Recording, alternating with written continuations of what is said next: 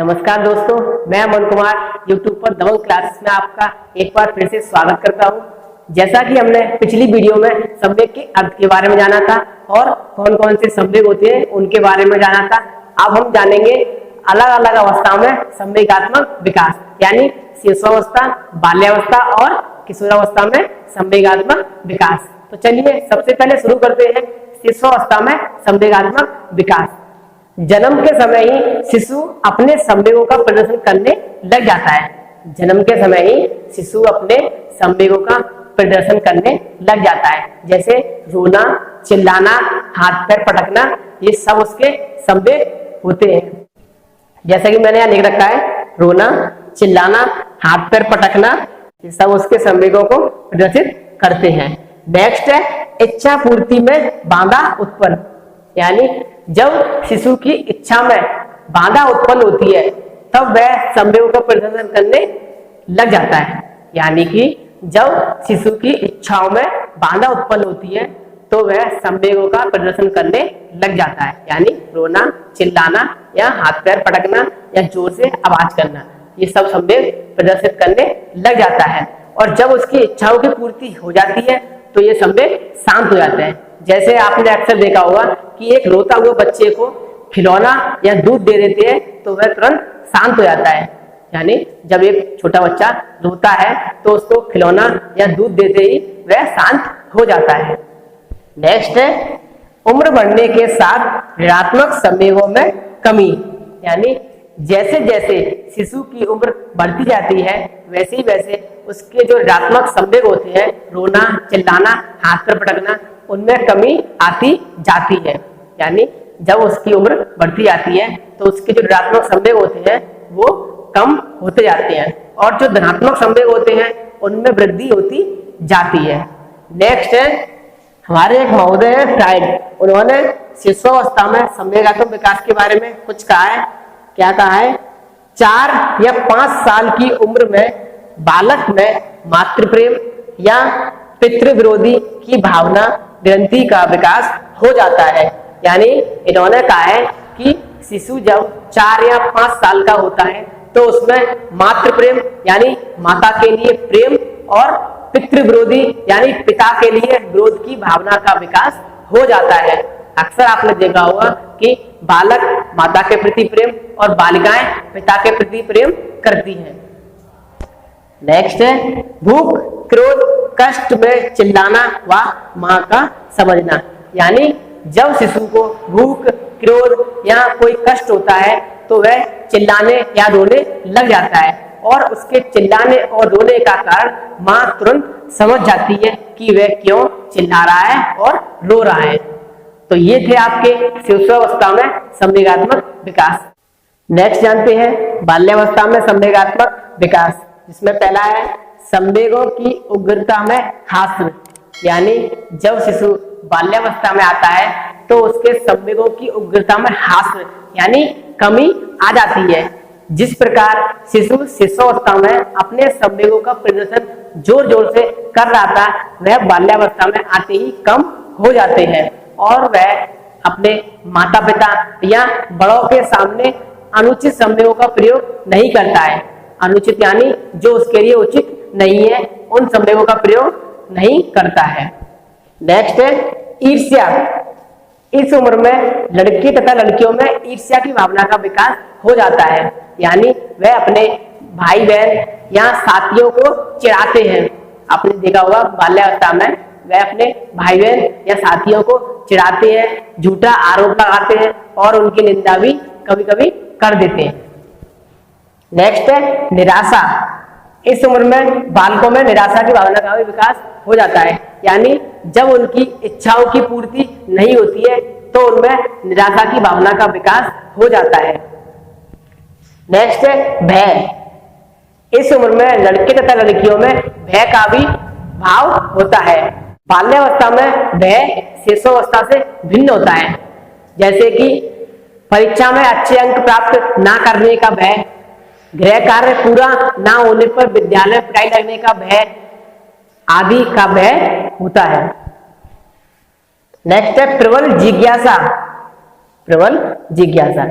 इस उम्र में लड़के तथा लड़कियों में प्रबल जिज्ञासा की भावना का भी विकास होता है। यानी वे जिस वस्तु के संपर्क में आते हैं उसके बारे में पूरी जानकारी प्राप्त करने का प्रयास करते हैं कि यह किस प्रकार, क्यों है, कैसे है। नेक्स्ट है क्रोध। निराशा क्रोध का मुख्य कारण है। जो निराशा है वो क्रोध का मुख्य कारण है। इच्छा में अड़चन पड़ने तथा कार्यों की आलोचना करने पर लड़के तथा लड़कियों में क्रोध की भावना का विकास हो जाता है। यानी जब लड़के तथा लड़कियां कोई कार्य करती हैं तो हम उनकी आलोचना कर देते हैं कि ये कार्य तुमने बिल्कुल ठीक नहीं किया है, बिल्कुल बेकार है ये तुम्हारा कार्य, तो उनमें क्रोध की भावना का विकास हो जाता है और वो अपना क्रोध का इजहार, यानी जो अपने क्रोध होते हैं वह मौन होकर, उदास होकर या फिर झगड़ा करके व्यक्त करते हैं। नेक्स्ट है स्नेह। स्नेह एक सुखद संवेग है। सुखद यानी सुख देने वाला संवेग। लड़के तथा लड़कियां अपनी स्नेह की अभिव्यक्ति उन लोगों के सामने करते हैं जिनके साथ वे रहना चाहते हैं या जिनसे उन्हें सुख मिलता है, उनके सामने वह इस संवेग का प्रदर्शन यानी इजहार करते हैं। नेक्स्ट है प्रफुल्लता। प्रफुल्लता यह एक आनंदमयी अभिव्यक्ति होती है। आनंदमयी यानी आनंद देने वाली अभिव्यक्ति। जब कोई सुखद परिस्थितियां पैदा होती है, यानी जब कोई सुख देने वाली परिस्थितियां पैदा होती है, तब बालक खुशी का अनुभव करते हैं और इस संवेग का प्रदर्शन करते हैं। तो ये था हमारा बाल्यावस्था में संवेगात्मक विकास। नेक्स्ट हम जानते हैं किशोरावस्था में संवेगात्मक विकास। किशोरावस्था में सांवेगिक विकास विचित्र ढंग से होता है। जो किशोरावस्था होती है उसमें सांवेगिक विकास अलग तरीके से होता है। किशोरों में संवेगात्मक अभिव्यक्ति में पर्याप्त अंतर पाया जाता है। जो किशोरावस्था होती है उसमें किशोरों में संवेगात्मक अभिव्यक्ति में पर्याप्त अंतर पाया जाता है, क्योंकि जो उनके ज्ञान का क्षेत्र होता है वो काफी व्यापक हो जाता है। व्यापक यानी बड़ा या विस्तृत हो जाता है, जिसके कारण उनमें विरोधी मनोदशाओं की भावनाओं का विकास हो जाता है। यानी हम कह सकते हैं जैसे कुछ परिस्थितियां होती हैं जो कि उन्हें हर्ष या उल्लास से भर देती हैं और कुछ परिस्थितियां ऐसी होती हैं जो उन्हें खिन्न या उदास कर देती है। तो ये होती है विरोधी मनोदशाएं। नेक्स्ट है कल्पनाशील जीवन। किशोरों का जीवन कल्पनाशील होने के कारण दुआ स्वप्न का होता है। जो किशोरों का जीवन होता है वो कल्पनाशील होने के कारण दुआ स्वप्न का होता है। वह दुआ स्वप्न में अपनेपन के संवेगों का अभिव्यक्ति करते हैं। वह दुआ स्वप्न में अपनेपन के संवेगों को अभिव्यक्त करते हैं क्योंकि उनमें कल्पनाशील का जीवन होता है। नेक्स्ट है भाव प्रधान जीवन। किशोरावस्था में जीवन अत्यधिक भावुक हो जाता है। जो किशोरावस्था होती है उसमें जो जीवन होता है वो अत्यधिक भावुक हो जाता है, जिसके कारण किशोरों में प्रेम, क्रोध, स्नेह, सहानुभूति और सहयोग की प्रवृत्तियों का विकास हो जाता है। यानी किशोरावस्था में वो दूसरे का सहयोग या दूसरे के प्रति प्रेम आदि संवेग प्रदर्शित करते हैं। नेक्स्ट है संवेगों में विभिन्नताएं। किशोरावस्था में किशोर तथा किशोरियों में भिन्न भिन्न प्रकार के संवेग पाए जाते हैं। विभिन्न अवसरों पर वह भिन्न भिन्न प्रकार के संवेग प्रदर्शित करते हैं, जैसे कि दूसरे को दुख देखकर दुखी का संवेग प्रदर्शित करना, दूसरे को सुख को देखकर सुख का संवेग प्रदर्शित करना आदि संवेग प्रदर्शित करते हैं। नेक्स्ट है काम भावना। किशोरावस्था में काम भावना की प्रबलता के कारण किशोर तथा किशोरियों में प्रेम संवेग बढ़ जाता है। जो काम भावना होती है वो किशोर तथा किशोरियों में बढ़ जाती है, जिसके कारण उनमें प्रेम संवेग उत्पन्न हो जाता है। स्व प्रेम, समलिंगी प्रेम, विषमलिंगी प्रेम के रूप में इन संवेगों को वह व्यक्त करते हैं। जो काम भावना है वो स्व प्रेम, समलिंगी प्रेम, विषमलिंगी प्रेम के रूप में व्यक्त करते हैं। नेक्स्ट है वीर पूजा। इस अवस्था में वीर पूजा की भावना का विकास हो जाता है। किशोरावस्था में किशोर तथा किशोरियों में वीर पूजा की भावना का विकास हो जाता है। कल्पनाशील होने के कारण किशोर तथा किशोरियों की रुचि कहानी, उपन्यास, सिनेमा आदि में रहती है। यानी किशोरावस्था में किशोर कल्पनाशील तो होते ही है, जिनके कारण उनकी जो रुचि होती है वो कहानी, उपन्यास और सिनेमाओं में रहती है। नेक्स्ट है अपराध प्रवृत्ति। किशोरावस्था में किशोर ना तो बालक समझा जाता है और ना ही प्रौढ़, जिसके कारण उसे संवेगात्मक व्यवहार में परेशानियों का सामना करना पड़ता है।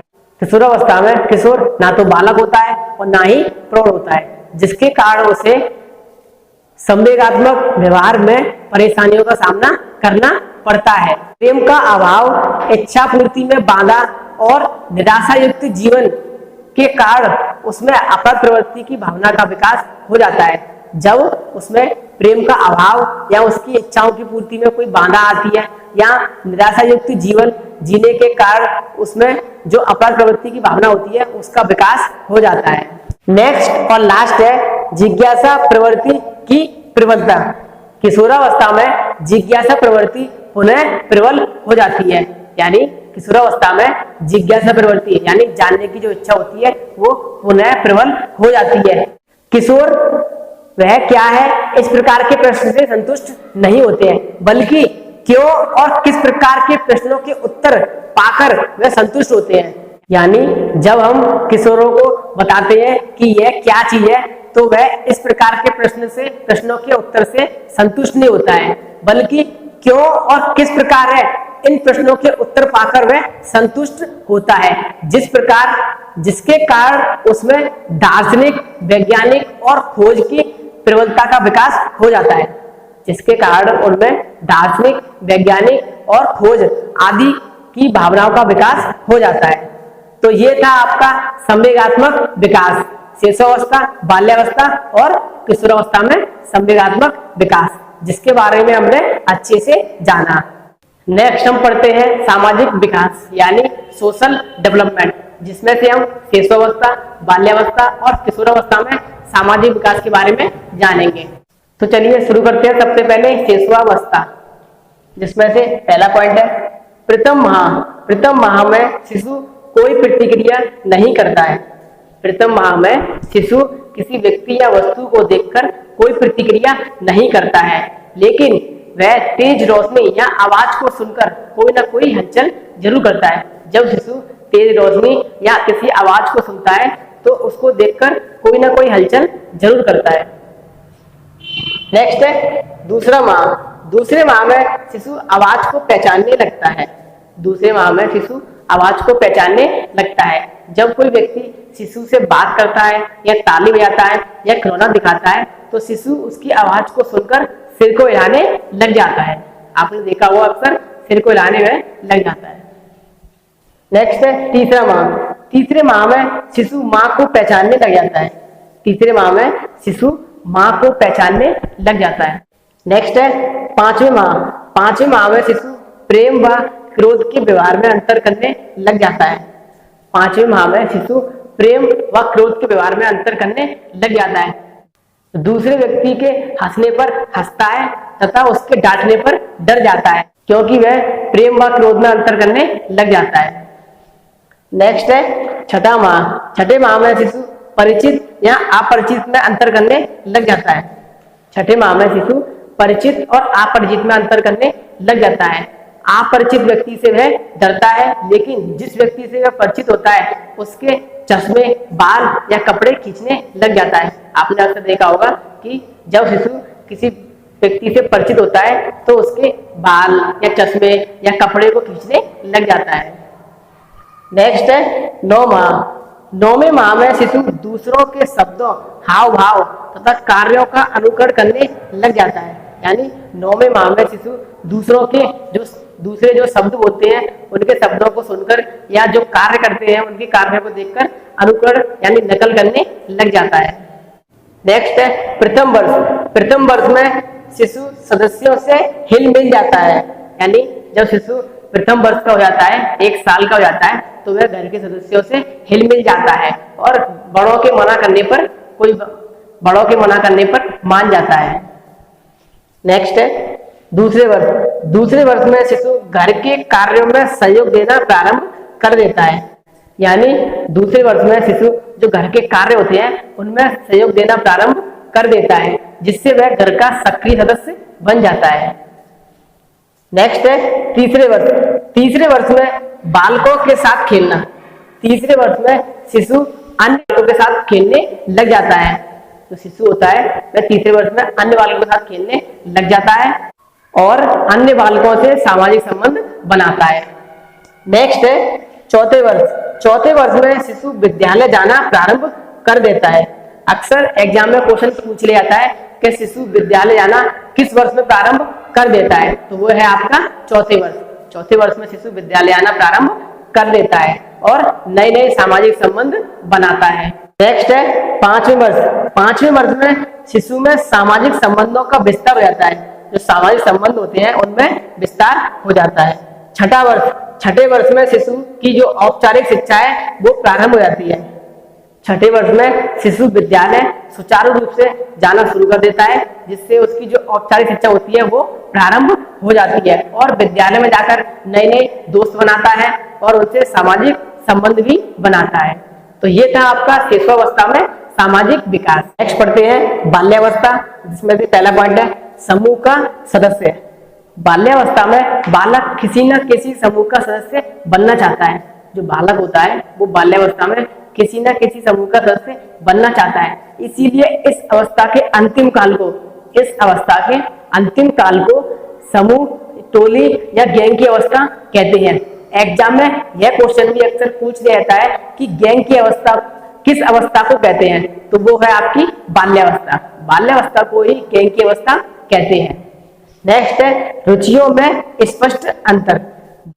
बाल्यावस्था में बालक तथा बालिकाओं की रुचियों में स्पष्ट अंतर हो जाता है। बालक किसी कार्य में रुचि लेते हैं और बालिकाएं किसी दूसरे कार्य में रुचि लेती हैं। नेक्स्ट है आपका घर से बाहर रहना। बाल्यावस्था में बालक घर से बाहर रहना पसंद करते हैं। बाल्यावस्था में बालक घर से बाहर रहना पसंद करते हैं। नेक्स्ट है सामाजिक स्वीकृति तथा प्रशंसा की तीव्र इच्छा। बाल्यावस्था में बालक तथा बालिकाएं सामाजिक स्वीकृति यानी वह चाहती हैं कि समाज उन्हें स्वीकार करे और उनकी प्रशंसा करे, इसकी उनमें तीव्र इच्छा होती है। नेक्स्ट है मित्रों का चुनाव। बाल्यावस्था में बालक तथा बालिकाएं मित्रों का चुनाव करती हैं। वह अक्सर जो उनके सहपाठी होती हैं उन्हें अपना घनिष्ठ मित्र बनाते हैं। जो उनके सहपाठी होती हैं उन्हें ही अपना घनिष्ठ मित्र बनाते हैं, यानी बेस्ट फ्रेंड। नेक्स्ट है सामाजिक गुणों का विकास। बाल्यावस्था में बालक ना तो आत्मकेंद्रित होता है और ना ही स्वार्थी होता है, इसीलिए वह अपने आप को समाज में समावित कर लेता है क्योंकि उसके अंदर सामाजिक गुणों का विकास हो जाता है। नेक्स्ट है खेलों द्वारा सामाजिक संपर्क स्थापित। बाल्यावस्था में बालक कई प्रकार के खेलों को खेलता है। जो बाल्यावस्था होती है उसमें बालक कई प्रकार के खेलों को खेलता है और इन खेलों के द्वारा ही वह सामाजिक संबंधों को स्थापित करता है, यानी जो सामाजिक संपर्क होते हैं उनको स्थापित करता है और इस कारण उसमें सामाजिक का विकास हो जाता है। जो सामाजिक विकास है वो हो जाता है। तो ये था आपका बाल्यावस्था में सामाजिक विकास। नेक्स्ट पढ़ते हैं किशोरावस्था में सामाजिक विकास, जिसमें पहला पॉइंट है मैत्री भावना का विकास। यानी किशोरावस्था में किशोर तथा किशोरियों में मित्रता की भावना का विकास हो जाता है। प्रारंभ में किशोर किशोरों से दोस्ती करते थे और किशोरियां किशोरियों से दोस्ती करते थे, लेकिन उत्तर बाल्यावस्था में उनमें विषमलिंगी की भावना का विकास हो जाता है। विषमलिंगी भावना यानी किशोर किशोरियों से भी दोस्ती करने लग जाते हैं। नेक्स्ट है समूहों का निर्माण। किशोरावस्था में किशोर तथा किशोरियां अपने अपने समूह का निर्माण करते हैं और वह इन समूह का निर्माण मनोरंजन के लिए करते हैं, जैसे पर्यटक यानी घूमने के लिए, डांस करने के लिए, संगीत करने के लिए, गीत गाना गाने के लिए आदि कार्यों के लिए समूह का निर्माण करते हैं। नेक्स्ट है समूह के प्रति भक्ति। यानी किशोरावस्था में किशोर जिस समूह का सदस्य होता है उसके प्रति भक्ति भावना का विकास रखता है, उसके प्रति भक्ति की भावना रखता है और उनके द्वारा स्वीकृत बातों तथा बनाए गए नियमों को ही आदर्श मानता है। यानी जो उसका समूह नियम या बातों को स्वीकार करता है वह भी उन्हीं को ही मानता है। नेक्स्ट है विद्रोह की भावना। किशोरावस्था में किशोर तथा किशोरियों में विद्रोह की भावना का भी विकास हो जाता है। यानी किशोरावस्था में किशोर माता पिता या अन्य व्यक्तियों से विद्रोह करने लग जाते हैं। जब माता पिता उनकी स्वतंत्रता में कोई बाधा डालते हैं तो वह उनसे भी झगड़ने लग जाते हैं। यानी उनके कार्यों में कोई या उन्हें कोई कार्य करने से रोकते हैं तो वह उनसे विद्रोह करने लग जाते हैं। नेक्स्ट है सामाजिक गुणों का विकास। समूह के सदस्य होने के कारण किशोर तथा किशोरियों में उत्साह, सहानुभूति, सहयोग, सद्भावना और नेतृत्व आदि सामाजिक गुणों का विकास हो जाता है। क्योंकि किशोरावस्था में जो किशोर और किशोरियां होती हैं वो समूह के सदस्य होते हैं, इसीलिए उनमें उत्साह है, सहानुभूति है, सद्भावना है या नेतृत्व, ये सब उनमें सामाजिक गुण का विकास हो जाता है। नेक्स्ट है सामाजिक परिपक्वता की भावना का विकास। यानी किशोरावस्था में किशोर तथा किशोरियों में सामाजिक परिपक्वता की भावना का पूर्ण विकास हो जाता है और वह वयस्कों के समान व्यवहार करने लगते हैं। जो किशोरावस्था होती है उसमें जो सामाजिक होता है वो परिपक्व यानी पूर्ण रूप से विकसित हो जाता है और वह वयस्कों के समान व्यवहार करने लग जाते हैं। नेक्स्ट है व्यवसाय चयन में रुचि। किशोरावस्था में सामाजिक विकास में व्यवसायिक चयन में रुचि का बहुत ही महत्व है। किशोर अधिकतर उन व्यवसाय को चुनते हैं जिनका समाज में सम्मान होता है। जो किशोर होते हैं अधिकतर उन व्यवसाय को चुनना चाहते हैं जिनका समाज में सम्मान होता है। नेक्स्ट है राजनीतिक दलों का निर्माण। यानी किशोरावस्था में किशोर राजनीतिक विचारधारा से प्रभावित होकर राजनीतिक दल के समर्थक बन जाते हैं। जो किशोर होते हैं वो राजनीतिक दल के समर्थक बन जाते हैं और दल में सम्मान और प्रशंसा पाने के लिए जन कल्याण के लिए बहुत कुछ करते हैं। लेकिन यहाँ एक तरह संगत यह भी है कि जहाँ एक और किशोर में परोपकार प्रवृत्तियों का विकास होता है, वहीं दूसरी ओर उनमें तमाम अवगुणों का भी विकास होता है, यानी जो उनके लिए उचित नहीं है। राजनीतिक दल में आकर उनमें तमाम अवगुणों का भी विकास होता है। तो ये था आपका किशोरावस्था में सामाजिक विकास। तो आज हमने शिशुअवस्था, बाल्यावस्था और किशोरावस्था में सामाजिक विकास के बारे में जाना। उम्मीद है आपको समझ में आया होगा। अगर किसी को कोई पॉइंट समझ में नहीं आया होगा तो आप हमसे कमेंट के द्वारा पूछ सकते हैं। धन्यवाद।